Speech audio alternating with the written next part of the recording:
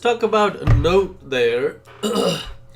If a function is concave upward, then the second derivative is always positive at that point and around that point. Okay, if a function is concave upward, then the second derivative is always positive around that point. In that case, there is a chance of local minima. When it is concave upward, there is a chance of local minima, right? Because the graph will look like this. There is a chance of local minima, but it is not guaranteed that local minima always exist. I will show you an example later.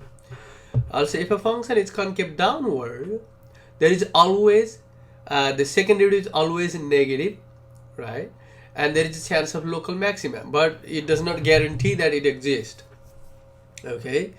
Now, if there is a point of inflection at a point, then the second derivative must be 0 or undefined.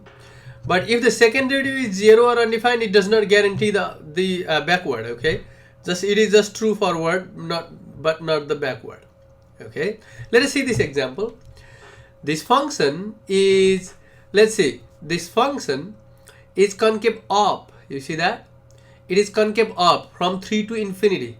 So the second derivative must be, this is concave up, right? And this is concave down. So the second derivative must be on the concave up, second derivative must be positive on 3 to infinity. And the concave down on negative infinity to 3, right?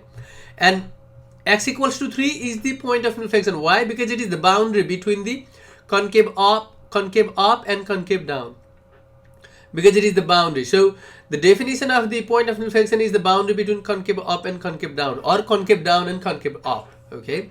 In one side it should be concave up or down, and the other side it is just the opposite of the whatever there in the one side. Okay, to be a point of inflection. So here there is a chance for the concave for second derivative positive. There is a chance of local minima because there is a concave up. Right. Look at this.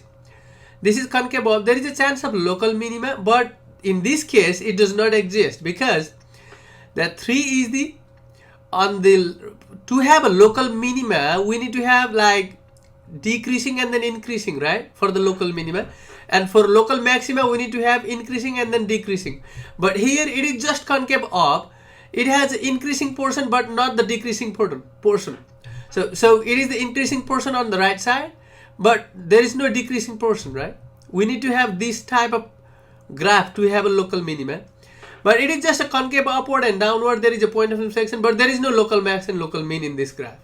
Okay, there is no local max and local mean in this graph. So in this graph, okay, there is the first derivative, the second derivative will be positive. I'm sorry, second derivative will be positive in this graph. So second derivative will be negative in this graph. So here is local max and local mean. This is local mean, this is local max.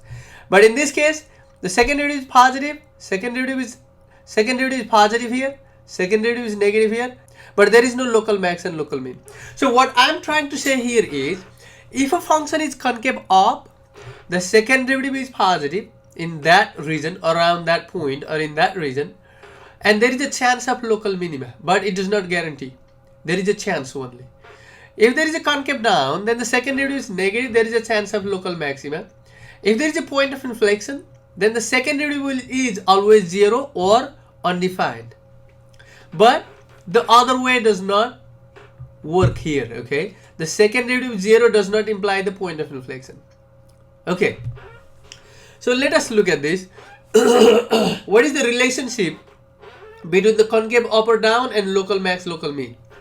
Okay, that's what we are going to talk here. If f has a local maximum at x equals to c, if f has a local maximum, this one is right. When f has a local maximum at x equals to c, local minimum. If it has a local minimum at x equals to c, then the graph is concave upward. Because see, there is a local minimum, right? The graph is concave upward. Graph is concave upward. Whenever the graph is concave upward, then the second derivative must be positive, right? That's what it says.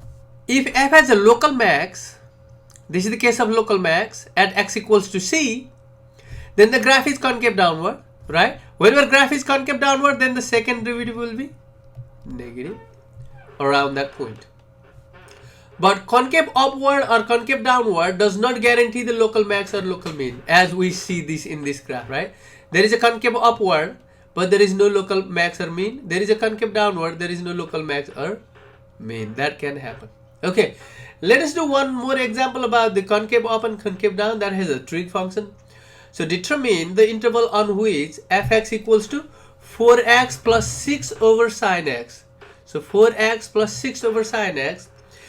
You need to look at only in this interval, only in that interval between negative pi and pi is concave upward. So let us look at this. F of x is equals to 4x plus 6 cosecant x, right?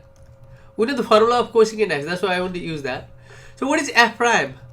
I don't want to use the quotient rule. If I keep that form, I will have to use quotient rule. That's why I just write in the simpler form. 6 times 1 over sine x is cosecant x. So 6 cosecant x.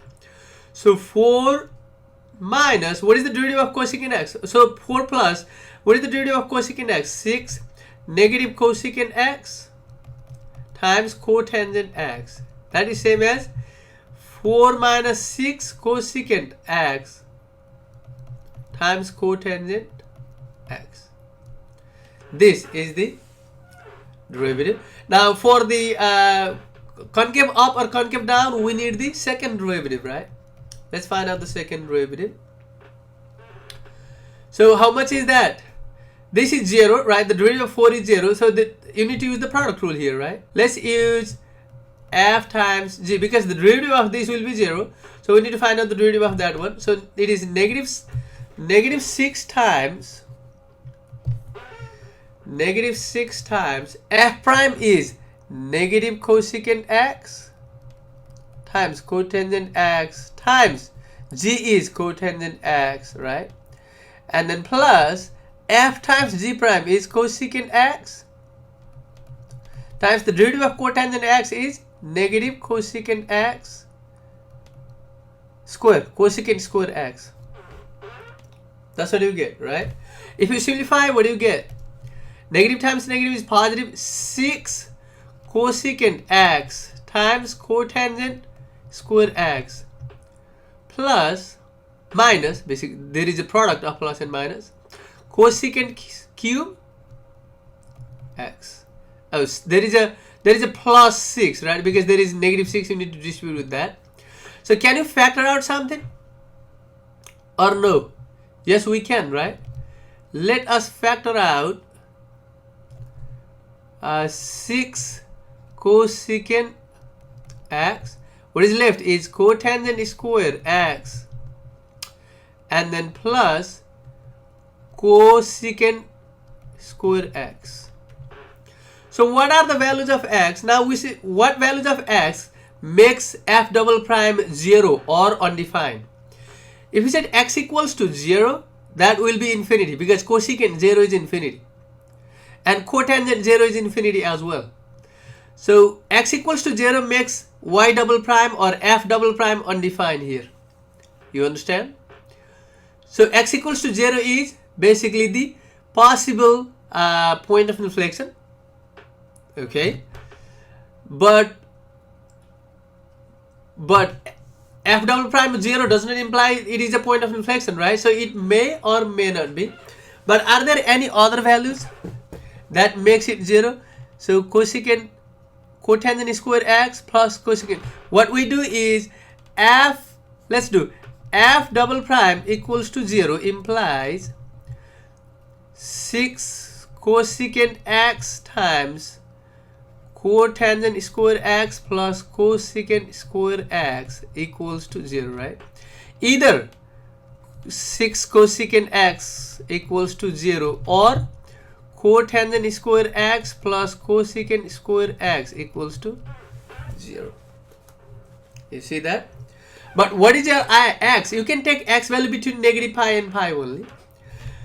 So for cosecant, it is not 0 between negative pi and pi. Cosecant x is not 0 between negative pi and pi. You can check from the graph. And these are the positive, both are positive values or zeros, right? And this cosecant and cotangent are not 0 between negative pi and pi. So cosecant x is never 0. So what we can say here is, this is not right. This is not right as well. So they cannot be 0. So f double prime of x is not 0 for this function. But can we say that, but f double prime is undefined at x equals to 0. At x equals to 0, this is undefined. Why? Because cosecant 0 is infinity, cotangent 0 is infinity as well. So you will get infinity for x equals to 0. There are other values where this f double prime is undefined, but between negative pi and pi, only x equals to 0 is the one that gives you undefined. Okay, so after you do that, our goal here is basically to find out the interval of concave upward and concave downward. Okay, so let me write down that is basically 0. At 0 it is concave. So at 0 the second derivative is 0. So what is the f double prime? So f double prime here is, and then we need to look between negative pi and positive pi only, right? So negative pi and then positive pi. F double prime is how much? F double prime is 6 cosecant x cosecant square x plus cotangent square x, right? So what we do is basically we plug in different values as a test point here. Okay, let us take a test point pi over 2, negative pi over 2, and let us take a test point as positive pi over 2. Okay, so if you do that, then if you use calculator, just plug in this thing in the calculator, and then from the graph you see that it will never be 0, and from the graph you will see that at x equals to 0 it will be undefined. F double prime will be undefined. That's how I know that x equals to 0 is the possible point of inflection. Second derivative equals to 0 does not imply that that point is the point of inflection, but we will have to show that 0 is the boundary between concave up and down. Then we can say that this is the point of inflection. Okay, so let's see that if I plug in x equals to negative pi half in my calculator, I will get negative sign. That means it is concave down, right? And there may be the chance of local max there, but the question is not asking the local max or local min, so we are just finding the concave up and concave down. Also we will see the point of inflection as well. And if you put pi over 2 for x here, you can use calculator again, you will get positive sign. So there is a chance of concave up. So this 0 is basically the boundary between concave down and concave up. So this is basically the point of inflection as well. So what we do is concave up in which interval? 0 to pi. Concave down in which interval? Negative pi to 0, and then point of inflection is x equals to 0. So we can determine that way here. Okay, let us see another example. In this example we are trying to find out the point of inflection. Again exactly the same idea. Okay, so find the first derivative, second derivative, and then set second derivative 0 or undefined, and then find out the x values, and then draw a line, check the sign of the second derivative, and if there is a sign change at that point, then it is basically the point of inflection, right? So if that point is the boundary. Okay, so what is f prime? Is 4x cubed minus 12x squared. F double prime is 12x squared minus 24x. There is no x value, that gives you f double prime undefined because everything is in the numerator. It is a polynomial, right? So it is defined everywhere. So if you set that equals to 0, I will take 12x out, x minus 2 equals to 0, right? So what are the possible point of inflection? That means if you set that equals to 0, you will get x equals to 0 and 2. These are the possible point of inflection, but we are not sure whether they are actually point of inflection or not. Okay, now draw a line and then mark those points 0, 2, and then find the sign of f double prime. What is f double prime? Equals to 12x squared minus 24x. 12x squared minus 24x. Okay, now let me take a test point here. I want to take a test point as -1, +1, and then 3. That's what the test point I want to take. So if I plug in -1 here, basically I will get, when I plug in -1, I will get positive sign, plus plus plus plus. You can use calculator to plug in -1. Okay, if I take positive 1, my sign will be negative, the second derivative will be negative here, and if I take 3, the second derivative will be positive. Okay, so this is what I get. Now, what do you think the point of inflection will be? So what does that mean? The second derivative positive means it is concave up, it is concave down, it is concave up. Yes, the 0 and 2 are the point of inflection basically, because they are the boundary between the concave up and concave down. So if you want to write concave up, what are the intervals that is concave up? That will be -infinity to 0 and then 2 to infinity, right? So what is concave down? Concave down interval is 0 to 2. What is the point of inflection? Point of inflection are x equals to 0 and 2. You see that? So to be a point of inflection, you need to have those points, the boundary between concave up and down. Okay. Also, if it is a point of inflection, the second derivative will be 0 or undefined for sure. Okay, guys. So let us see a couple more examples. Okay, let us look this example. Find the point of inflection of the fx equals to, let me write down, f of x equals to 4 sine x plus sine 2x on the interval 0 to 2 pi. Okay. Again, to find out the point of inflection, you need to find out the first derivative. What is the first derivative? 4 cosine x, right? And then plus, how much is that? The derivative of, it is like sine u. What is the derivative of sine u? It is cosine of u is 2x, times u prime, 2. So how much is that? That will be 4 cosine of x, right? Plus 2 cosine 2x. That's what I got. How about the second derivative? The second derivative look like -4 cosine of x, sorry, sine of x, right? -4 sine x, because the derivative of cosine x is negative sine x. And similarly here is 2 cosine and then u, right? What is the derivative of cosine u? Plus 2 negative sine u times the u prime is 2, right? So if you simplify, what do you get? -4 sine x minus 4 sine 2x, right? Why? Because there is 2 times 2 there. So that's what you get. Now, these sine functions are defined everywhere, so you don't have to worry about second derivative undefined. There is no point that second derivative is undefined here. So what we do is, you said f double prime equals to 0. That implies -4 sine x minus 4 sine 2x equals to 0.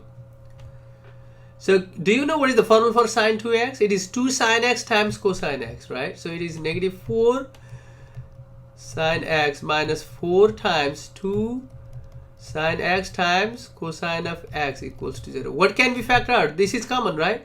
4 sine x is common. So let's take -4 sine x common. What is left is 1 plus 2 cosine of x equals to 0. That is the common. Now we need to find out, we need to solve this separately. What do you get? I get -4 sine x equals to 0. That means if you divide by -4 on both sides, you get sine x equals to 0, right? And you want to find out these values. What values of sine gives you 0? That means you need to take arc sine on both sides, right? So what do you get if you take arc sine on both sides? You will get x equals to sine inverse 0, that is 0, and sine inverse 0, another sine inverse 0 is pi, right? That is the pi. You see that? Also 2 pi. Also 2 pi is also 0, right? 2 pi is 360 degrees. Now we need to take that one. 1 plus 2 cosine of x equals to 0 as well. So if you solve for cosine x, you subtract 1 from both sides, right? So 2 cosine of x equals -1. So what is cosine of x? Cosine of x equals -1/2. So the cosine is negative in second and third quadrant, right? So what are the values? So if you take arc cosine on both sides, you will get x equals to, it will be 120 degree. So how much is 120 degree? That will be pi minus pi over 3, right? So 2 pi over 3. The first value is 2 pi over 3. The second value will be pi plus pi over 3. That will be 4 pi over 3. So these are the possible point of inflection here, but we are not sure. We'll need to check. Okay, these are the possible point of inflection. Now what we do is, since you want to find out between 0 and 2 pi, you draw a line. There is 0. There is 2 pi. Right? And then let us mark these values. There is pi and then 2 pi. Oh, 0 and 2 pi are already gone. Now we need to mark pi. Okay, pi is somewhere here. Pi. So 2 pi over 3 is it bigger than pi or smaller than pi? So 2 over third is less than 1. So it is less than, so it is 2 pi over 3. Somewhere here. And 4 pi over 3 is bigger than pi. So 4 pi over 3 will be somewhere here. So what is f double prime? This is the f double prime, right? This value is the f double prime. You see that? So, or this value you can say.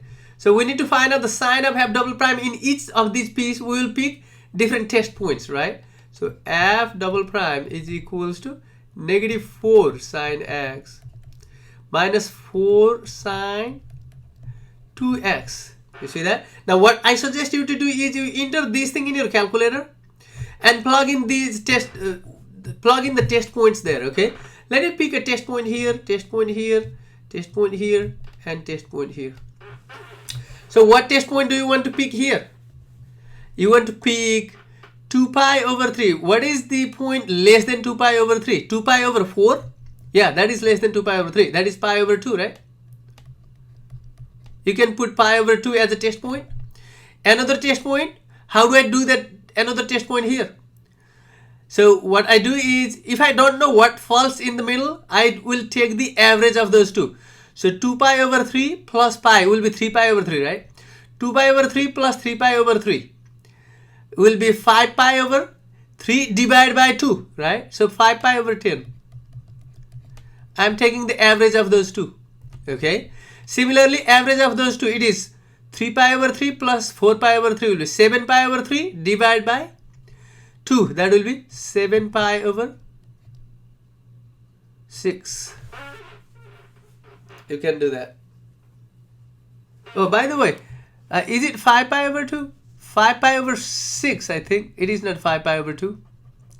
5 pi over 6. Because 2 pi over 3, this pi means 3 pi over 3, right?